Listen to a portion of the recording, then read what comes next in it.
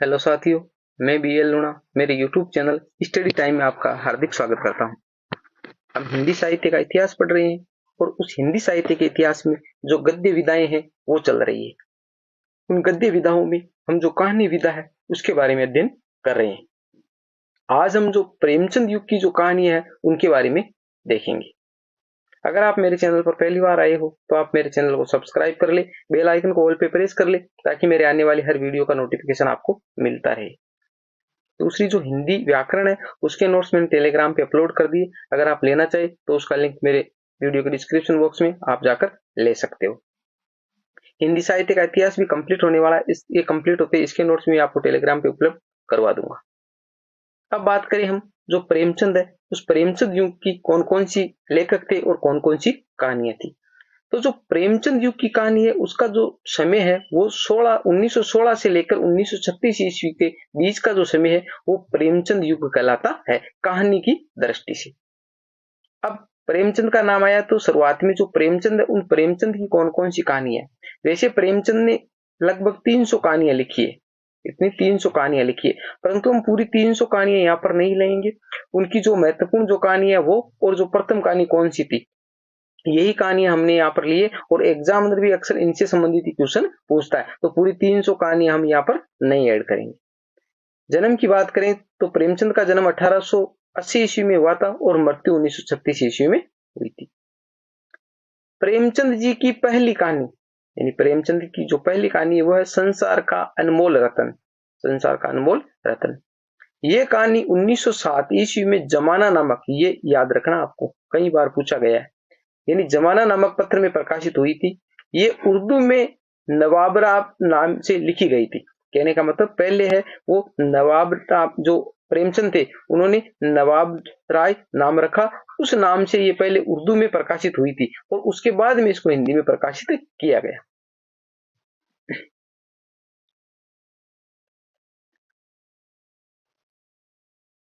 प्रेमचंद नाम से रचित पहली कहानी है ममता 1908 ईस्वी, यानी वो जो कहानी थी संसार का अनमोल रतन वो प्रेमचंद की है, परंतु इन्होंने पहले उर्दू में लिखा था और जब उर्दू में लिखा तो इनका नाम नवाब राय था।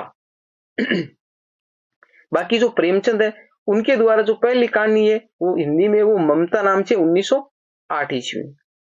प्रेमचंद का प्रथम कहानी संग्रह तो अलग अलग याद रखना है, यानी प्रेमचंद की जो प्रथम कहानी है वो है संसार का अनमोल रतन, जो पहले उर्दू में प्रकाशित हुई थी और बाद में उसको हिंदी में प्रकाशित किया गया। हिंदी में प्रकाशित प्रेमचंद नाम से, पहले उनका नाम जब उर्दू में प्रकाशित हुई थी उस समय नाम नवाब राय रखा गया। फिर बात आती है कि सीधी हिंदी में जो प्रकाशित होने वाली कहानी है पहली वो है ममता, इसको सीधे हिंदी में जो 1908 में प्रकाशित हुई थी। फिर है कहानी संग्रह, यानी प्रथम कहानी संग्रह, कहानियों का जो संग्रह वो है सोजे वतन, जो 1907 ईस्वी में प्रकाशित हुआ था और इसको अंग्रेज सरकार ने जब्त भी कर लिया था। इसके कारण जो प्रेमचंद है उनकी जो कहानी है उनको जब्त कर लिया गया था, जो सोजे वतन है वो, क्योंकि इसमें जो देशभक्ति की भावनाओं से संबंधित जो रचनाएं थी। अब बात करें जो प्रथम सोपान, यानी जो प्रेमचंद है उनके अलग अलग सोपान किए गए। प्रथम सोपान में कौन कौन सी कहानियां रखेगी। प्रथम सोपान है जो 1915 से लेकर 1920 के बीच का जो समय है वो प्रथम सोपान के अंतर्गत आता है। पहली कहानी है सौत 1915 ईस्वी, फिर है पंच परमेश्वर 1916 ईस्वी, फिर में आत्माराम 1920 ईस्वी। उसके बाद में द्वितीय सोपान, द्वितीय सोपान 1920 से लेकर 1930 ईस्वी तक का जो समय है वो द्वितीय सोपान में गिना जाता है। इसमें बूढ़ी काकी 1921 ईस्वी, हार की जीत 1922 ईस्वी, सवा शेर गेहूं 1924 ईस्वी, शतरंज के खिलाड़ी 1925 ईस्वी और कजाकी 1926 ईस्वी। ये कहानियां है वो द्वितीय सोपान में ऐड की जाती है। और भी कहानी है द्वितीय सोपान में और प्रथम सोपान में भी, परंतु जो महत्वपूर्ण है वही मैंने यहाँ पर लेने की कोशिश की है, जो एग्जाम की दृष्टि से महत्वपूर्ण। फालतू का कचरा मैंने यहाँ पर ऐड नहीं किया है। आगे देखो।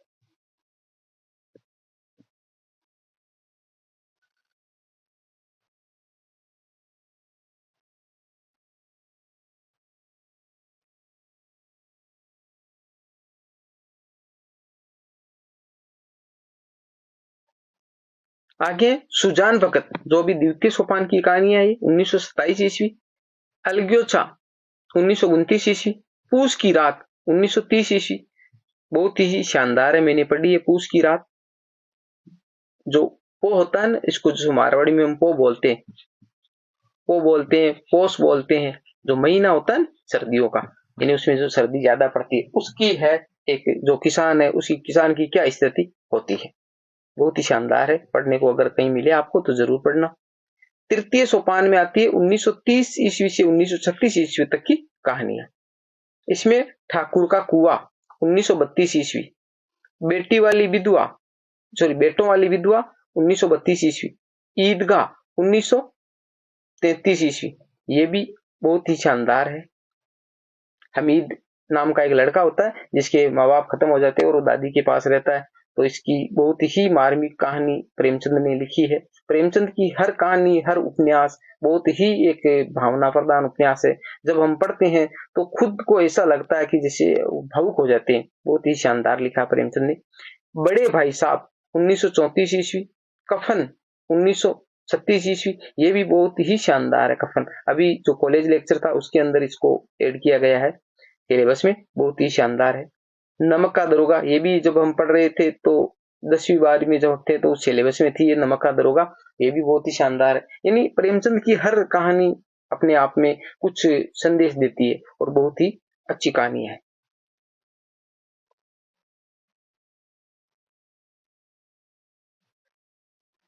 इनके द्वारा रचित कहानियों की कुल संख्या लगभग 300 मानी जाती है, जो मैंने आपको ऊपर बता दी है। इनकी कहानियों का संग्रह मानसरोवर नाम से 8 भागों में, ये याद रखना है। यानी प्रेमचंद की जो कहानी है उनका संग्रह, उनका नाम है मानसरोवर। आपसे पूछा जा सकता है कि मानसरोवर नाम से किस लेखक की कहानियों का संग्रह है, तो वो है प्रेमचंद। ऐसा पूछा जाता है प्रेमचंद के जो द्वारा जो संग्रहित कहानियां है मानसरोवर में, तो उस मानसरोवर के कितने भाग है, तो वो 8 भाग है। तो ये दोनों चीजें आपको अच्छे से याद होनी चाहिए। मानसरोवर में इसकी कहानियों का संग्रह किया गया और 8 भागों में संग्रहित किया गया। इसके बाद में नाम आता है जयशंकर प्रसाद का। 1889 ईस्वी में इनका जन्म हुआ था और 1936 ईस्वी में इनकी मृत्यु हुई थी, और ये छायावाद के ब्रह्मा कहे जाते हैं। मैंने आपको पढ़ाया छायावाद, उसने में अच्छे से इनको समझाया आपको। इनकी जो प्रथम कहानी है वो है ग्राम 1911 ईस्वी। अंतिम हिंदी कहानी है सालवती, और अन्य कहानी है देखिए।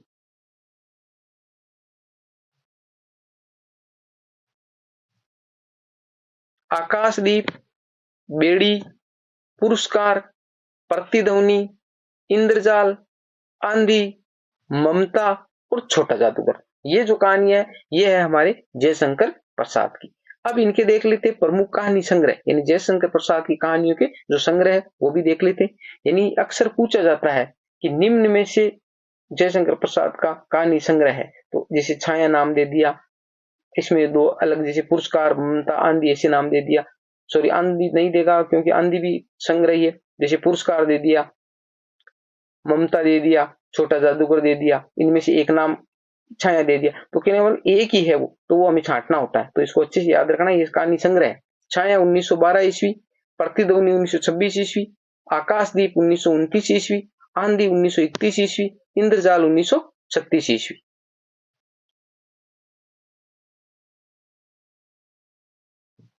उसके बाद में बद्रीनाथ भट्ट सुदर्शन 1869 ईस्वी से 1967 ईस्वी। इनकी कहानी है हार की जीत 1920 ईस्वी, ये प्रथम कहानी है। हार की जीत 1920 ईस्वी प्रथम कहानी है इसकी, बद्री नारायण भट्ट जिसको सुदर्शन भी बोला जाता है। आगे देख, आगे नाम है पांडे बेचन शर्मा उग्र 1901 ईस्वी में इनका जन्म हुआ था। इनकी कहानी है चॉकलेट 1928 ईस्वी, दोजक की आग 1929 ईस्वी। दोजक का मतलब होता है नरक,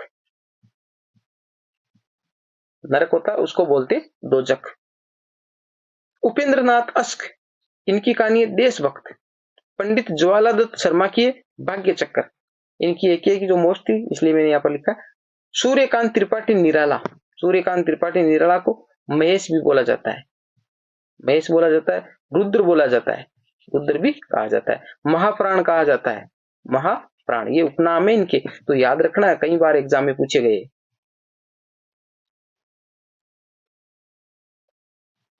तो सूर्यकांत त्रिपाठी निराला है, उनके चतुरी चमार और सियाराम शरण गुप्त की झूठ सच।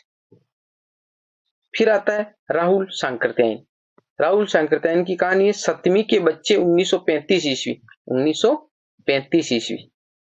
फिर आज सुभद्रा कुमारी चौहान। सुभद्रा कुमारी चौहान की कहानी है बिखरे मोती 1932 ईस्वी, उन्मादिनी 1934 ईस्वी और पापी पेट। ये जो कहानी है वो है सुभद्रा कुमारी चौहान की।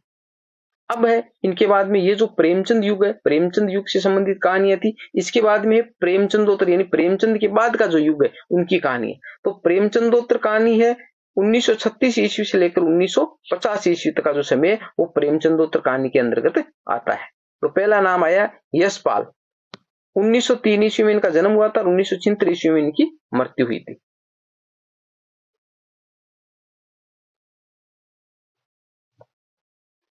यशपाल की कहानी है पिंजरे की उड़ान, तट का तूफान।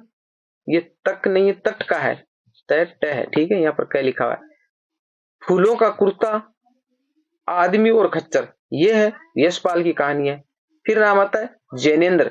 1905 इसका जन्म है और 1988 ईस्वी इनकी मृत्यु है।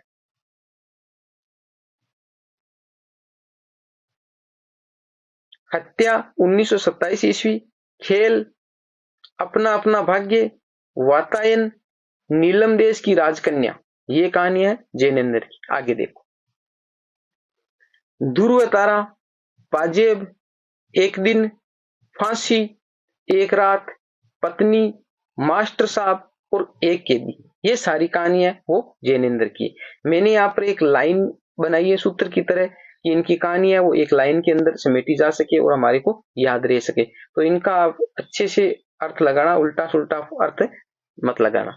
देखो, जैनेन्द्र की पत्नी एक रात पाजेब पहनकर मास्टर जी के पास जाकर बोली, आप खेल खेल में अपना भाग्य लिखकर कैदी को फांसी देते हो। तो देखो, जैनेन्द्र तो खुद लेखक हो गया, ये पत्नी नाम आ गया, ठीक है, एक रात आ गया, पाजेब आ गया, मास्टर जी आ गया और खेल खेल में आ गया, अपना भाग्य आ गया, कैदी आ गया और फांसी आ गई। ये जो कहानियां इनके नाम आ गए, ये सारी कहानियां है वो जैनेन्द्र की है।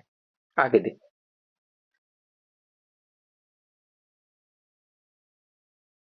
फिर नाम आता है अजय।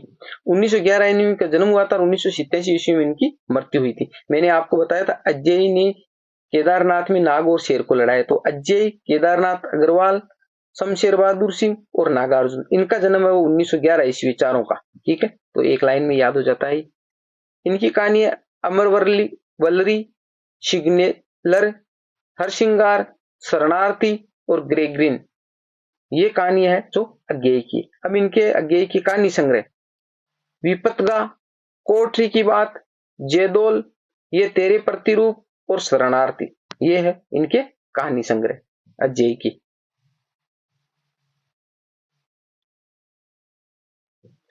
इसके बाद में भगवती प्रसाद वाजपेयी, हिलोर, मिठाई वाला, त्याग और बलिदान, निंदिया लागी। ये भगवती प्रसाद वाजपेयी की कहानियां हैं।